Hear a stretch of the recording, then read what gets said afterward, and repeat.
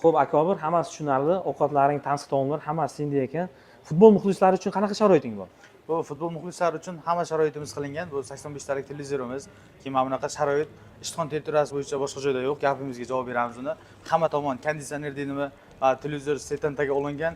Umuman qotmasdan tomoshabinlar maza qilib tomosha qilish uchun sharoitlar qilingan. Bu narsa uchun kafolat beramiz. Assalomu alaykum aziz qadrdonlar, hamma kuzatuvchilar. Biz bugun Ulfatlar restoranidamiz. Ishtixon shahrida joylashgan Ulfatlar restoranidamiz.